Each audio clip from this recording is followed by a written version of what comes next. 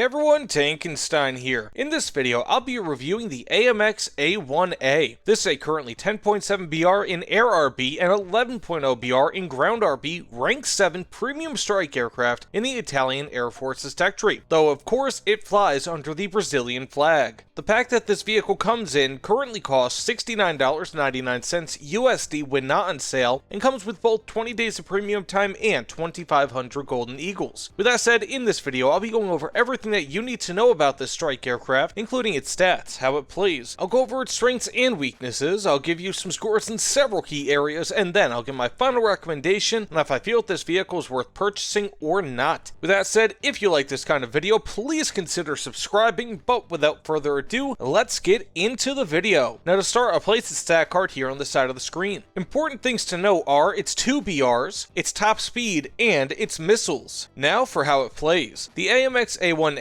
or as I'll likely be calling it throughout this review, the A-1A, is a lightweight subsonic strike aircraft with up to 2 excellent short-range MAA-1 Piranha IR missiles. Because this vehicle is subsonic and only carries 2 missiles to use, you'll need to take full advantage of its excellent maneuverability on this aircraft that, despite what the stat card implies, is likely better than most other aircraft that you'll fight in your matches. This means that you should be able to get the drop on most of your enemies, which will then allow you to fire your 2 30mm DEFA 554 cannons at them with some success, as they are both fairly accurate and powerful. If nothing else, the Piranha missiles are possibly the best sub-11 BR IR missiles, featuring 40 Gs of maximum overload, Mach 3.5 speed, and all-aspect capabilities, though their range, in my experience at least, is not amazing. Specifically, what I mean is that I would not recommend using them beyond 3 kilometers if you're perpendicular to the enemy, and no more than 2.5 kilometers if you are behind the enemy. Either way, if you get targeted by missiles, the A-1A features an excellent 120 countermeasures, which should easily last an entire outing before you have to go back to reload your ammunition at base anyways. Because of the nature of the high BR matches that it inhabits, it is strongly recommended, at least by me, to not equip bombs when you initially spawn into a match, as they will slow you down substantially, and you will almost always be shot down before reaching an enemy base. If not, your allies will get to that base before you. Rather, wait until mid-match or so after you've used up your missiles to change your loadout at the base after you rearm, as there will likely be far fewer enemies that will be around to be able to shoot you down at this point in the match. Otherwise, so long as you stay low and force enemies into the low speed realm that you inhabit, the A-1A can be surprisingly dominant between its good cannons and excellent missiles. For close air support, the A-1A is just about as good as it is in air battles. It can carry up to 3,800 kilograms of ordnance, which is fantastic for a strike aircraft of this size. Possible payload options include dumb bombs ranging from 250 kilograms all the way up to around 1,000 kilograms in size, though there are also some American Imperial weight bombs in there as well. You also have a single type of Lizard laser guided bomb, which is essentially a Brazilian GBU-12, which is guided via a Lightning II targeting pod. Mix in ballistics computers and unique and powerful Skyfire rockets, and you get a very nice little strike aircraft. In my experience, the various weapons on this aircraft are sufficient to easily get 2 or more kills per outing, and also possibly a kill when covering against enemy aircraft. Unfortunately though, because there are no ATGMs or TV or IR guided weapons of any kind, it does feel like there aren't many self-guiding longer range options available, especially for people like me that do not like laser guided weapons in Warthunder. Even still, if you can manage to fly lower and take advantage of terrain, you should easily be able to take the small A-1A close enough to the enemy to wreak havoc on the ground forces, and due to its good survivability, fly back to base and both repair and rearm. A quick side note on the Skyfire rockets I mentioned earlier: despite having the same armor-penning performance, the Skyfire rockets weigh about 2.3 kilograms more per rocket than the Mighty Mouse rockets. The difference here, however, is that the Skyfires have an 820 meter per second velocity, as opposed to the Mighty Mouse, which only have 704 meter per second velocity. Which means that these two different rockets share the same warhead, but that the Skyfire are, in theory, longer range, easier to aim, and a bit more accurate. Now with all that said, let's get into its strengths and weaknesses weaknesses, and first for its strengths. This has two excellent MAA-1 Piranha all-aspect missiles that have 45 Gs of overload and can go Mach 3.5, though they do lack IRCCM, and tracking quite honestly does not feel incredible with these missiles. And I did say before that these have 40 Gs of overload, they have 45 Gs of overload, so if I do not correct that from earlier in the video, I just want to correct that here. Now for its second strength, this vehicle has a good amount of countermeasures with 120 in total. Third, it has an excellent roll rate. For its fourth strength, this vehicle has great maneuverability overall, though more so I would say below 1,000 kilometers per hour. Fifth, the A-1A features two good but not great 30mm DEFA 554 cannons. For its sixth strength, this vehicle features a radar warning receiver. Seventh, it features a good selection of anti-ground ordnance, though the vast majority of it comes in the form of dumb bombs and rockets. At least these are very good dumb bombs and rockets. Beyond this, the A-1A features ballistic computers for both bombs and rockets. For its ninth strength, the A-1A has surprisingly good survivability. 10th, Brazil!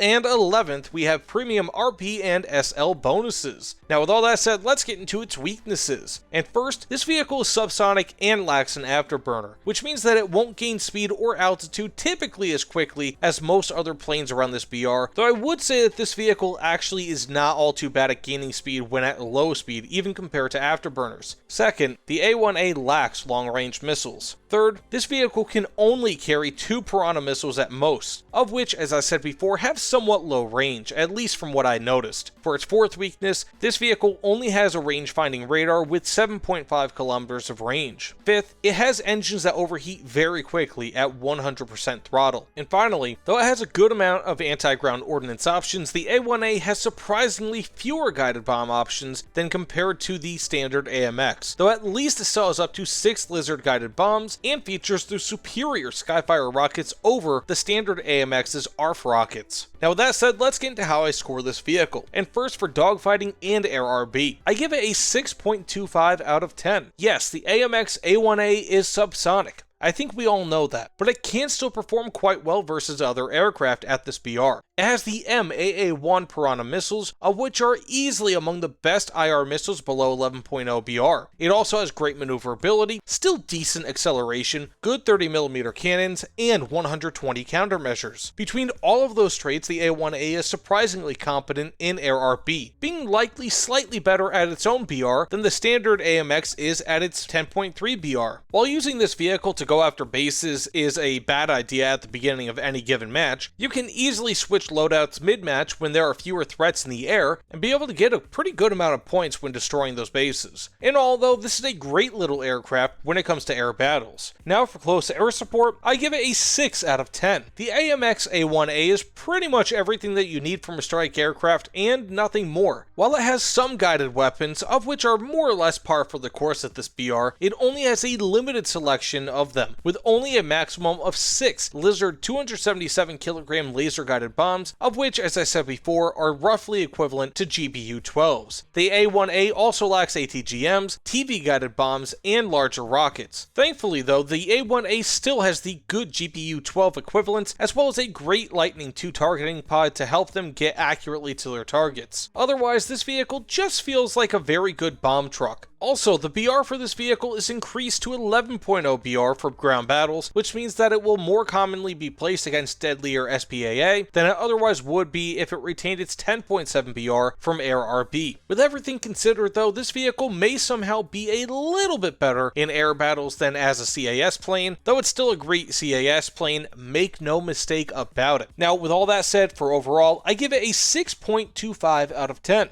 While speed isn't everything, it certainly impacts how you play. The AMX A-1A is a prime example of this. In a BR bracket where almost every other plane is supersonic and can easily out-accelerate you, at least in a common up tier, the A-1A will have inferior performance in most ways outside of maneuverability and maybe acceleration at the very low end. Because of this, the A-1A has restrictions in how it can be played compared to other aircraft. You can't boom and zoom, not that that's a viable strategy at this BR, nor can it chase or or outrun enemies with any success, and you'll likely never be the first allied plane at a base in order to destroy it, if that's your thing. The A-1A likely has its lower than 11 BR as a result of this lack of performance, and in my opinion capitalizes on it very well. The Piranha missiles are devastatingly effective, so long as you don't try to fire them beyond 3 kilometers away from the enemy. The guns and maneuverability have also been very pleasant. Even at this BR, if you can turn in on your enemy, you can easily wipe them out. Heck, even for close air support, while it doesn't have an incredible amount of tricks up its sleeve, the A-1A can still carry some guided ordnance, and if nothing else, can even perform as a competent bomb and rocket truck with excellent effectiveness, going after aircraft afterwards with your wingtip Piranha missiles. Basically, what I'm saying is that, while the A-1A isn't perfect by any means, it still performs well enough to be great, so long as you're not playing it in a way that it's not meant to be played. Yes, this is a subsonic aircraft at high BR, but so long as you play to its strengths, it can be excellent. Now, with all that said, do I recommend purchasing this aircraft? Yes, for the most part I do. I think that the AMX A-1A is a great option for those that need a good CAS plane and also like the idea of good maneuverability, though don't really mind the cost of speed. Again, this plane is by no means perfect, as it lacks the strong guided bombs of the standard AMX, and it's also subsonic, but it also has the excellent Piranha missiles and great Skyfire rockets that help to make up for it and then some. If nothing else, it still has its fairly good laser guided bombs. Regardless, I think that this is a great plane and is an excellent alternative to the F-104S TAF, as this is slow with all aspect missiles, great maneuverability, a great CAS loadout, and in my opinion is much more beginner friendly. The TAF on the other hand can barely turn, currently lacks all aspect missiles, and isn't as good as the AMX A-1A insofar as CAS is concerned, though it is pretty good to be fair. What I'm saying is that, barring a strong urge to fly uber fast, the AMX A-1A is almost always going to be the better pick over the TAF if you're looking for a high BR premium plane in the Italian air tech tree. It does just about everything that you need to do well, and it's a very well balanced and fun to fly platform, even if it is comparatively a little slow. It's almost kind of like a Mazda Miata in that way, except with missiles and bombs. So yes, I recommend the AMX A-1A to purchase. Unless you can't stand the fact that it's subsonic, then the F-104S TAF is still a pretty decent choice, to be honest. I also give the AMX A-1A my Tankenstein seal of approval. This is a very fun little plane and can do, again, almost anything that you ask of it. And for me, you really can't ask much more than that. Now with that said, thank you all so much for watching. Please consider liking this video and subscribing to my channel, as both mean the absolute world to me and help tremendously with the algorithm. Also, please consider commenting and letting me know what you think about the AMX A-1A, as well as my review of it. Either way though, thanks again, and I'll see you all on the other side. Take care, everyone.